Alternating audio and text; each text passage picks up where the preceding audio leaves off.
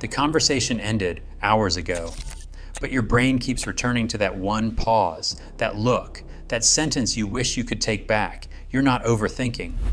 Brain scans reveal that social rejection activates the same neural pain circuits as a physical wound with nearly identical intensity. Your mind isn't broken, it detected a real threat. The question is why some brains refuse to let that threat go. Emma sits in her car, hands still gripping the steering wheel, replaying every detail of the conversation she just left behind. The sting in her chest isn't just embarrassment, it's a signal from deep inside her brain.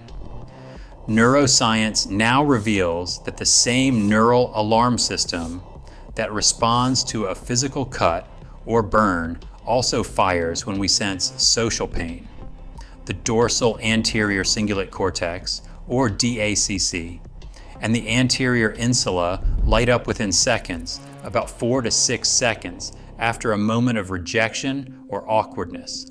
These regions don't just flicker, they surge with an intensity that rivals physical pain, with effect sizes hovering around 0.7 and 0.6 in large meta-analyses. For Emma, that means her brain is treating a social misstep like a real threat. The DACC is the brain's internal alarm, detecting when something is wrong, whether it's a scraped knee or a cold stare. The anterior insula adds a visceral layer, a tightness in the chest, or a sinking feeling in the gut. These aren't metaphors, they are measurable, visible on brain scans as bold, urgent signals.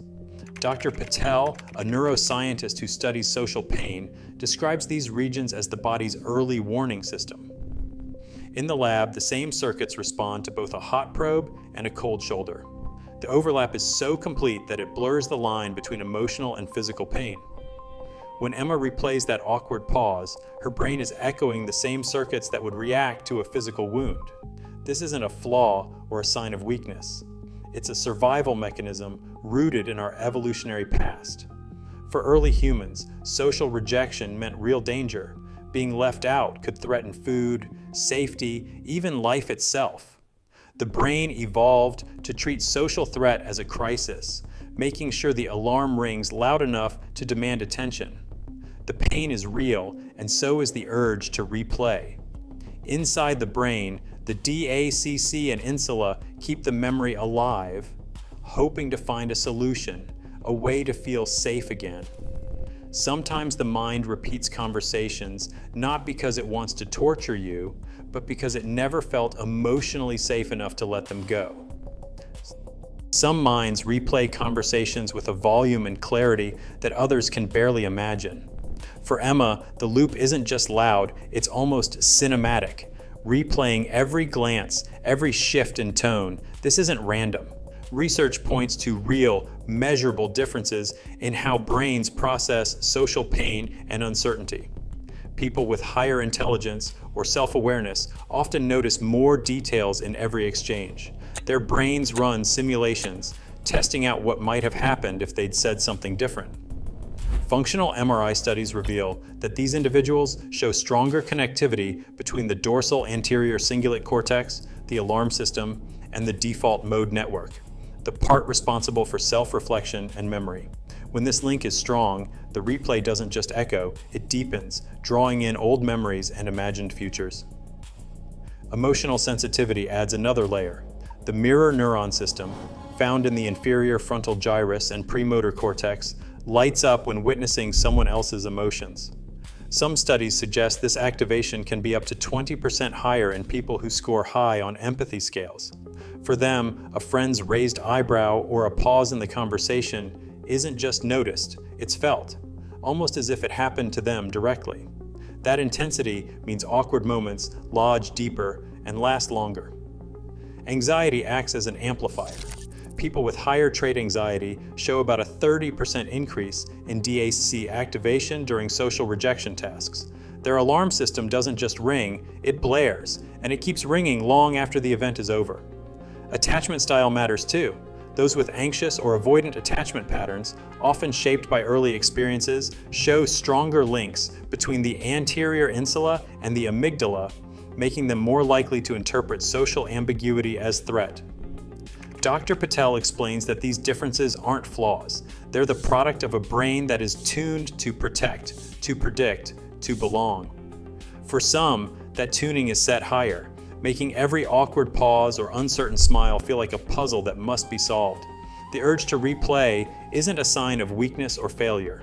It's the mind's attempt to keep the social world safe, to make sense of what felt unresolved. Most people never see the invisible work happening behind the scenes, the endless calculations, the search for safety that drives the loop. For Emma and for many others, the replay is not a punishment. It's a sign of just how deeply they care about connection.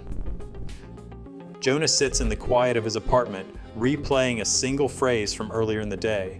The words echo, sharper than they seemed in the moment. For some, this is a passing discomfort. But for Jonah, and for anyone who feels the sting of a minor mistake hours or days later, the brain's machinery is running a different program. Perfectionism isn't just a personality trait, it's a neurobiological reflex. Within 100 milliseconds of a perceived error, the brain's error detection system fires. Event-related potentials light up, registering the slip before conscious awareness even catches up. The rostral anterior cingulate cortex, or RACC, doesn't just notice the mistake, it metabolizes it, burning through energy at levels that stand out on PET scans. In people prone to self-critique, this region runs hotter and longer, turning a passing misstep into a slow burn of embarrassment or regret. Negativity bias then steps in. Our brains are wired to give more weight to what went wrong than to what went right. The hippocampus, the brain's memory librarian, amplifies these moments. Studies suggest that when a social error is self-critical, hippocampal encoding jumps by as much as 10 to 20% compared to neutral memories. That means the awkward pause or the clumsy comment is stored with extra clarity, ready to be retrieved and relived. For Jonah, this isn't just about being hard on himself, it's a feedback loop. The RACC flags the error, the hippocampus locks it in, and the mind keeps returning, searching for a way to undo or perfect what's already done. The process is invisible, but the emotional weight is real. This is why replay thinking can feel so relentless, especially for those who hold themselves to impossible standards.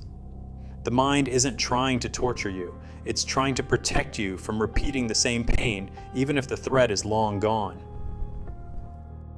A single message notification can keep the mind spinning for hours. In a world of constant pings, unread texts, and endless social feeds, the brain's alarm system rarely gets a break. Nearly 7 out of 10 people admit to rereading a message within half an hour, searching for hidden meanings or missed signals. Even after the conversation ends, the mind stays on high alert, replaying words and tone as if scanning for danger that hasn't yet passed. Digital life has quietly changed the way social pain lingers. Studies find that when notifications arrive in bursts, the brain's threat circuits, especially the DACC and anterior insula, stay activated about a quarter longer than after in-person slights. The familiar urge to check, reread, and double-check isn't just habit, it's the mind's attempt to resolve what feels unfinished. For people like Emma, the replay loop grows sharper, more vivid, as the default mode network couples with the brain's alarm system. This coupling can last around 10 seconds after each trigger, making every awkward moment feel more present and alive.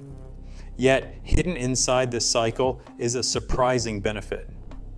Longitudinal research hints that those who replay conversations, especially in the digital age, often show a modest rise in empathy, a 15% boost over time. The same neural circuits that keep us stuck on awkward texts also strengthen the mirror neuron system, making it easier to imagine how others feel. In a sense, the brain's relentless search for social safety can deepen understanding and connection, even as it prolongs discomfort. Network models now suggest that the more tightly the default mode, network, and anterior cingulate couple during replay, the more vivid the memory, and the more likely the mind is to use that memory for future social learning.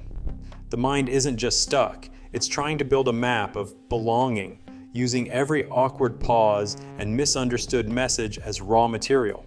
For Emma, the replay doesn't just keep her awake at night, it also makes her more attuned to the feelings and needs of others.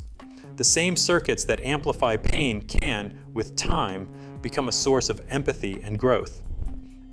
In a world that never stops evaluating, the mind replays conversations in search of emotional safety, not weakness, but survival.